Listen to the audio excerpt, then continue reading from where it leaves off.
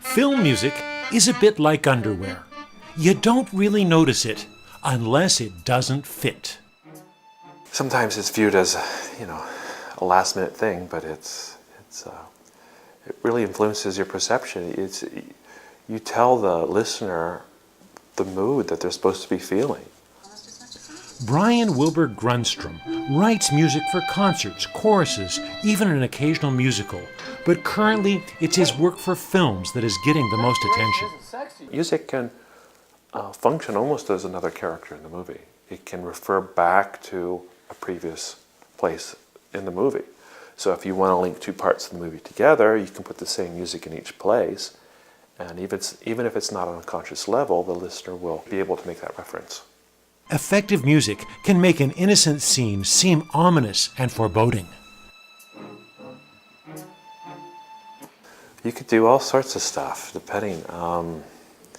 You could do some high tremolos and the violin go. You could actually do some screechy stuff. You could just have a simple pizzicato bass going boom, boom, boom, right? The process is not always that simple. Often themes are reworked over and over again until Brian is completely satisfied with them.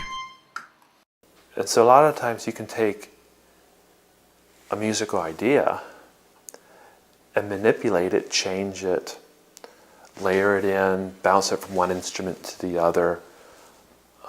There's all sorts of techniques to do that, but basically it's a pattern. Some people don't like to be challenged, but they can make the leap. But if you go too far along, it becomes a foreign language, and then you don't understand it at all. And then you go, what the hell's that? Grundstrom usually doesn't start working on a film until the editing is complete, and then he looks for inspiration.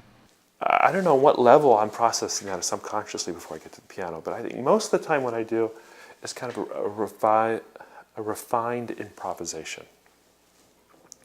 So I'll sit down at the keyboard and just kind of improvise and keep on playing until I get something I like.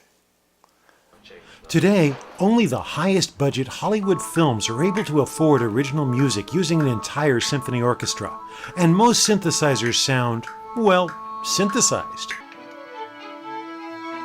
But Grundstrom is able to take advantage of a new technology that selects from over 1 million pre-recorded samples of individual notes played on every conceivable instrument with every conceivable intonation. Essentially what you're doing is you're taking the samples and compiling them in a way that makes sense. People like me now can have a whole orchestra and have it sound great. Of course, recorded clips don't have the artistic expression of a live performer. The effect and the range are nonetheless amazing. But films are not the only outlet for symphonic music.